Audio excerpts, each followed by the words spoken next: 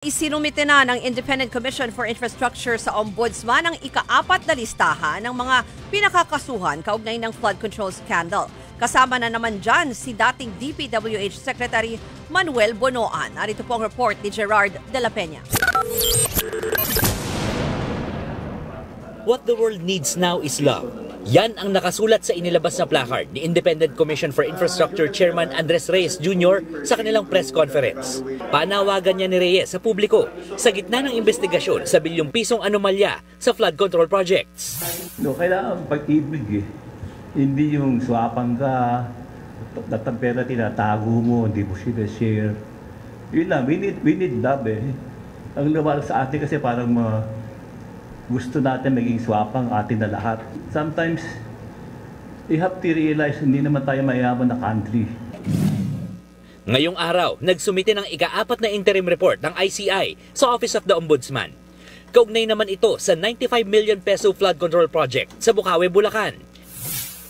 Inirekomenda ng ICI na sampahan ng kasong administratibo si dating DPWH Secretary Manuel Bonoan, pati na rin ang dating DPWH Undersecretaries na sina Roberto Bernardo at Maria Catalina Cabral at dating DPWH Engineer na si Henry Alcantara at iba pa dahil daw yan sa posibleng paglabag nila sa Code of Conduct at Ethical Standards for Public Officials and Employees. Inirekomenda rin na sampahan ng kasong administratibo at kriminal tulad ng graft at malversation of public funds sina Alcantara at iba pang dating DPWH engineers na sina Bryce Hernandez. Gayun din ang contractor na top-notch. Biguraw ang mga opisyal na ito na siguruhing maayos na maipatutupad ang mga proyekto. No structure was constructed at the location specified in the approved bid plans. It's also noted that there are unjustified discrepancies between the as-built plans and the approved bid plans. Kumbinsido naman si Reyes na mga mambabatas ang mastermind ng modus ng flood control scam. May paliwanag siya kung bakit hindi pa makasuhan ang kahit sinong senador o congressman. We need whistleblowers.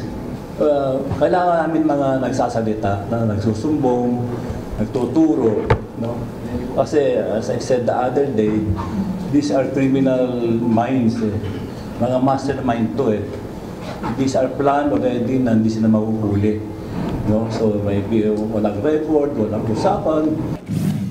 Samantala, nagsampa rin ng reklamo ang DPWH kaugnay sa umano'y bid rigging o pandaraya sa bidding para sa mga government project. 2 reklamo ang sinampa sa Philippine Competition Commission laban sa St. Timothy Construction na iniugnay sa mga diskaya, gayon din sa Silver Wolves Construction Corporation at ilang DPWH officials.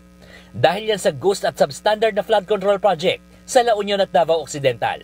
Posible raw makakolekta ng higit 3 bilyong pisong multa ang PCC kapag napatunayan ang pandaraya sa bidding.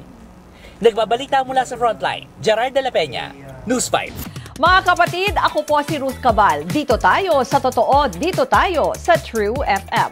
Mag-follow at mag-subscribe din po kayo sa aming social media accounts at True Network PH. Diyan po yan sa aming X na dating Twitter, sa FB, sa Instagram, sa YouTube, sa TikTok at sa mga podcasts. At syempre, tutok din po kayo sa Signal True TV Channel 19.